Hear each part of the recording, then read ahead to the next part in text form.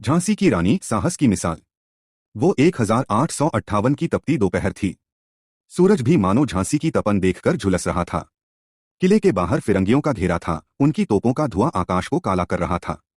भीतर राजमहल में हर चेहरा सहमा हुआ था। लेकिन एक चेहरा था जिस पर भय का नामोनिशान नहीं था, वह था रानी लक्ष्मीबाई का। इतिहास केवल पन्नों पर नहीं, साहस की स्याही से रगों में लिखा जाता है। झांसी के किले की प्राचीर पर खड़ी वह कोमल सी दिखने वाली स्त्री, जिसे दुनिया मनु कहती थी, आज साक्षात चंडी का रूप ले चुकी थी। उनके एक हाथ में लगाम थी और दूसरे में नंगी तलवार जो बिजली की तरह चमक रही थी। उनके हाथों की चूड़ियां अब फौलाद बन चुकी थीं, उनके भीतर एक ज्वालामुखी सुलग रहा था। उन्होंने अपने दत्तक पुत्र को पीठ पर बांधा, जो केवल एक बालक नहीं बल्कि आने वाले भारत का भविष्य था। और जैसे ही वह अपने घोड़े पर सवार हुई, हर दिल में एक उम्मीद की किरण कौंध गई। यह सिर्फ एक स्त्री नहीं थी, यह झांसी की आत्मा थी जो रणभूमि में उतरने को तैयार थी। जैसे ही किले के फाटक खुले, मानो पिंजरे से कोई भूखा सिंह निकला हो। शत्रु की सेना टिड्डियों की तरह चारों ओर फैली थी, पर रानी की तलवार म्यान से क्या निकली, साक्षात आसमान से बिजली कौंध गई। हवाओं में सिर्फ एक ही आवाज थी, खटाक खटाक। उनकी भुजाएं इतनी तेज चल रही थीं कि अंग्रेज सैनिकों को उनकी तलवारें दिखती नहीं थीं, सिर्फ उनके वार का परिणाम दिखता था।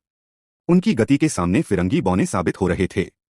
दाईं ओर वार करती तो गोरे सैनिकों के सिर तरबूज की तरह कटकर गिरते, बाईं ओर मुड़ती तो दुश्मनों की कतारें साफ हो जाती।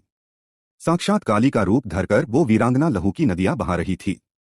अंग्रेज सेनापति हैरान थे, उन्हें समझ नहीं आ रहा था कि वे किसी स्त्री से लड़ रहे हैं या मौत के किसी फरिश्ते से। लड़ाई अपने चरम पर थी। रानी का वफादार साथी, उनका प्रिय घोड़ा बादल, लहूलुहान हो चुका था। गोलियों की बौछार और तलवारों के घाव ने उसे छलनी कर दिया था। उसकी सांसें उखड़ रही थीं, लेकिन धन्य है वह पशु। उसने अपने जख्मों की परवाह नहीं की। उसे पता था कि उसकी पीठ पर साक्षात भारत की अस्मिता बैठी है। लहू से लथपथ होने के बावजूद उसने हार नहीं मानी। उस बेजुबान के भीतर भी देशप्रेम का वही उफान था। सामने एक विशाल नाला था, मौत और जिंदगी के बीच का फासला। जख्मी घोड़े ने अपनी पूरी ताकत झोंक दी और एक ऐसी छलांग लगाई कि इतिहास ठिठक कर देखता रह गया। नाला पार होते ही उस वफादार घोड़े ने अपने प्राण त्याग दिए, पर अपनी स्वामिनी को दुश्मनों के चंगुल से निकाल ले गया।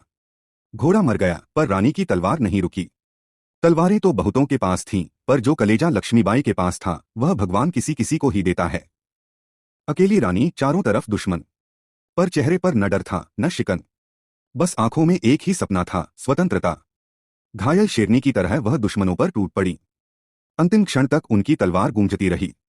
उन्होंने मरना स्वीकार किया, पर गुलामी की जंजीर को छूना भी गवारा न किया। वह अग्नि में विलीन हो गईं, ताकि आने वाली पीढ़ियों के लिए मशाल बन सकें। वह हारी नहीं, बल्कि जीत की वो परिभाषा लिख गईं जिसे सदी